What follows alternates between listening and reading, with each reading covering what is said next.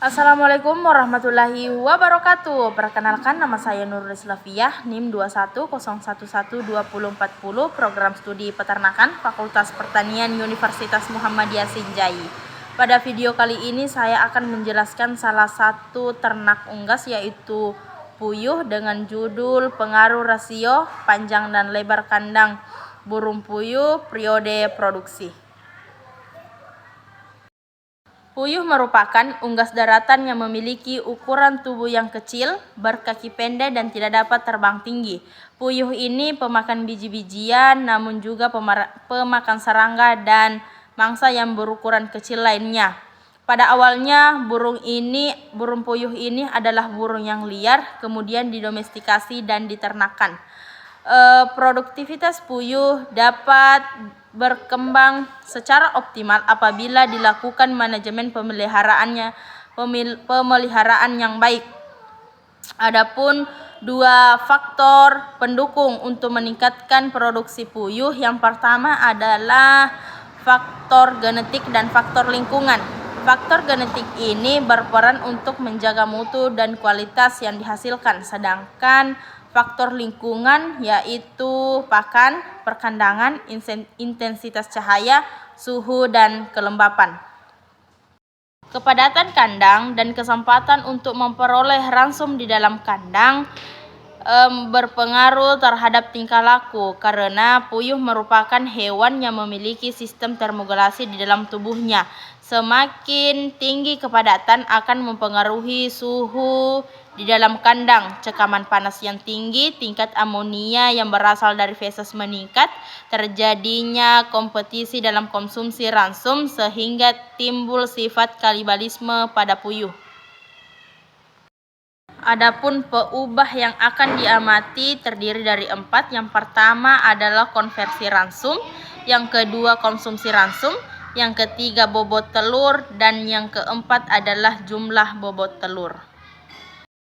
Yang pertama yaitu konversi ransum. Konversi ransum ini merupakan ukuran efisiensi dalam penggunaan ransum.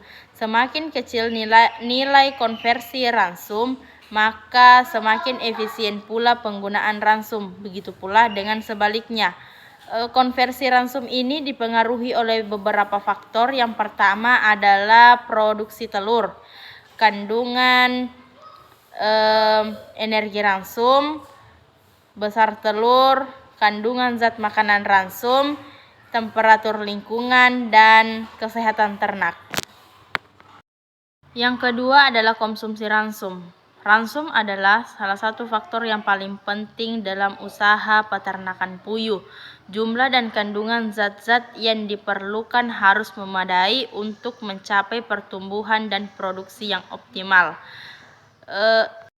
Apabila ditinjau dari aspek ekonomis, biaya ransum pada umumnya sangat tinggi, hingga mencapai 70% dari total biaya produksi. Ketiga adalah bobot telur. Bobot telur merupakan akumulasi dari bobot kuning telur, bobot putih telur, bobot kerabang telur. Bobot telur juga dipengaruhi oleh faktor genetik. Selain itu, bobot telur juga dipengaruhi oleh jenis pakan, jumlah pakan, kebersihan kandang atau lingkungan kandang, dan kualitas pakan. Berat telur berkisar antara 9 sampai 10 gram.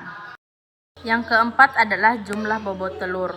Jumlah bobot telur merupakan hasil perkalian antara persentase produksi telur harian dengan bobot telur yang menunjukkan tingkat efisiensi produksi.